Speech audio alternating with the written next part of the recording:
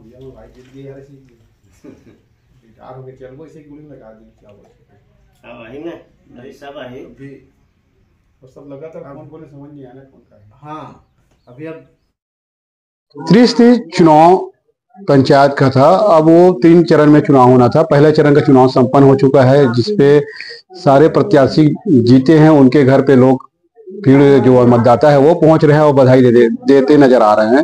हम बात करते हैं राजनांदगांव जनपद पंचायत क्षेत्र क्रमांक 10 के, जहां पे भाजपा के जो दिग्गज नेता थे उनको हराकर साकेत वैष्णव ने, जो भाटा गांव के पूर्व सरपंच थे, उसने भारी मतों से जीत हासिल की है।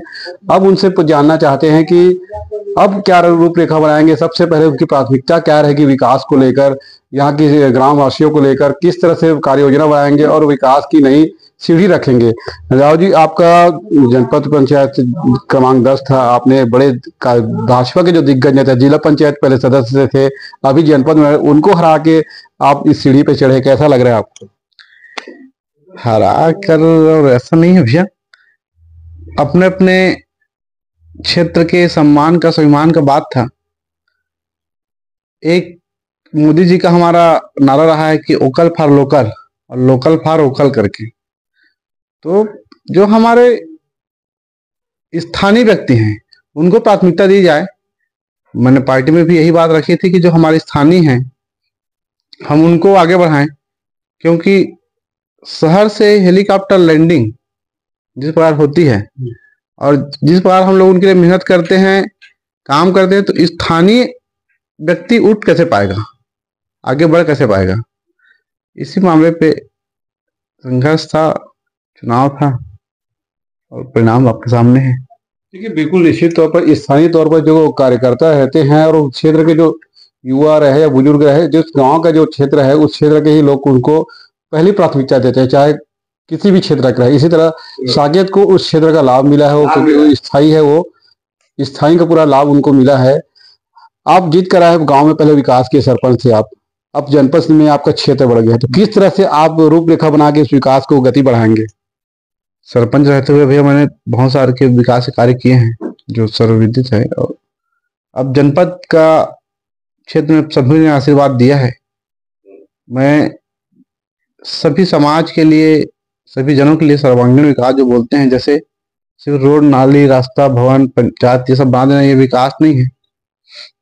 कि प्रत्येक व्यक्ति अंत्योदय, अंतिम पंक्ति तक खड़े हुए व्यक्ति के उदय के लिए जितने भी कार्य हो सकेंगे, चाहे मेरा भी पहला प्राथमिकता रहेगा कि मैं कृषि से जो अपना पिछड़ते जा रहा है उसको उद्योग के तौर पे विकसित करने का और एक नया रूपरेखा देने का, ऐसा है मेरे दिमाग में। मैं इस बार अगर सरपंच भी रहता तो मैं उसको किए रहता। अभी तो पहले नहर लाइनिंग, ताकि सबके तक पानी पहुंच जाए, और ऐसे बहुत सारी चीजें हैं जिसे लेके हम सरकार से निवेदन प्रतिवेदन करेंगे। जो अच्छा बनता है क्षेत्र के, जब संपन्न दिखे विकास हो, उसमें निरंतर कार्य किया जाएगा। देखो, सरकार तो अभी डबल इंजन की सरकार है, केंद्र पे भी राज्य पे आप लोग की सरकार है, तो रूपरेखा तो बहुत अच्छे आप भाजपा के कार्य करते हैं, तो आप लोग तो बेहतर इसमें रूपरेखा बना के ग्राम विकास के साथ साथ पूरे शहर के विकास के लिए भागीदारी बनेंगे। जी, निरंतर उसमें सर भैया उसमें लगातार काम करना पड़ेगा। अभी मैं अभी जब कार्य क्षेत्र में अपने जनपद क्षेत्र में था तो मैं देखता था कि नालियां नहीं है, सड़क नहीं है और बहुत सारी चीजें हैं। आवास का भी बड़ा मुद्दा रहा है, जिसमें मोदी जी का तो 2022 तक का था कि प्रत्येक घर आवास पक्की कर देंगे करके। उस पर भी अभी 2-3 साल, ये कांग्रेस की सरकार ही 5 साल, जिसमें 5 साल में उसमें लगभग जान ही रहे हो कि पूरा ब्रेक लग गया था। इस बार उसमें और कुछ अच्छा करने का है। आवास में तो लगातार चल ही रहा है कि सब कार्य हो रहे हैं। देखिए, आप जीत के आए हैं यहाँ पे जनपद पंचायत क्षेत्र क्रमांक 10 से, तो आप अपने क्षेत्र के जनताओं से क्या कहना चाहेंगे?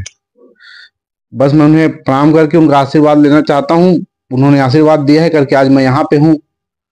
मैं बस अपनी जनता को, और मेरे जनता ही नहीं, मेरे परिवार हैं वो लोग, और मैं अपने परिवार को बस ये कहना चाहता हूँ कि उनका भाई उनके साथ हर सुख दुख में खड़ा रहेगा।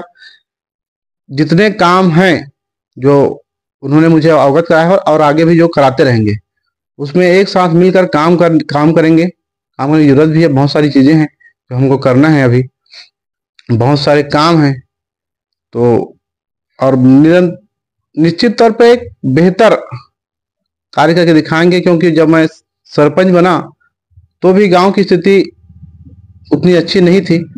आज गांव एक उद्यमी के तौर पे बहुत अच्छे से विकास किया है। मैं चाहूंगा कि मैं अपने 6 गांव जो मेरे जनपद क्षेत्र में है, मैं सभी गांव में उतना ही विकास कर पाऊं।